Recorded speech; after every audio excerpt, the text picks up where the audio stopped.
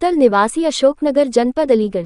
मेरे भाई की मृत्यु हो गई थी 2022 में और मेरा मात्र एक ही भाई था। वो उसके वजह से मेरे फादर की तबीयत बहुत खराब रहती थी। मैं उनकी बहुत देखभाल कर रही थी, जितना मुझसे हो सका मैंने उनकी पूरी सेवा की। तो जिसने भी मेरे को इतनी सेवा करते हुए देखा, सबने मुझे श्रवण कुमार नाम दिया।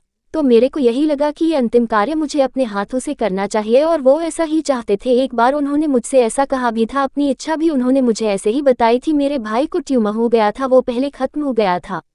पिताजी की उम्र 72 वर्ष, बीमार हो गए थे।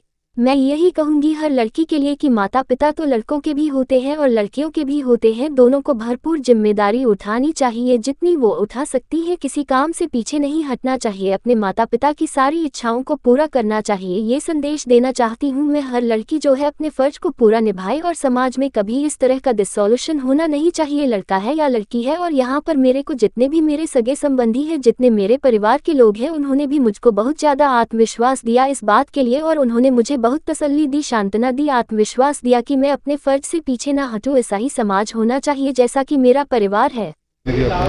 शीतल, कहाँ रहते हैं? अशोकनगर, अलीगढ़। ये आपने अपने पिताजी को कंधा दिया है, दाह संस्कार दिया है, क्या चुनौतियाँ हैं, किस तरीके का संदेश देना चाहेंगे? मेरे भाई की मृत्यु हो गई थी 2022 में और मेरा एक मातृ भाई था वो।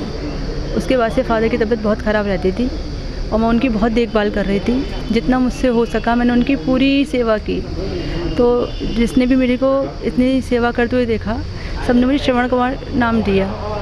तो मेरे को यही लगा कि ये अंतिम कार्य मुझे अपने हाथों से करना चाहिए और वो ऐसा ही चाहते थे। एक बार उन्होंने मुझसे ऐसा कहा भी था, अपनी इच्छा भी उन्होंने मुझे ऐसी ही बताई थी।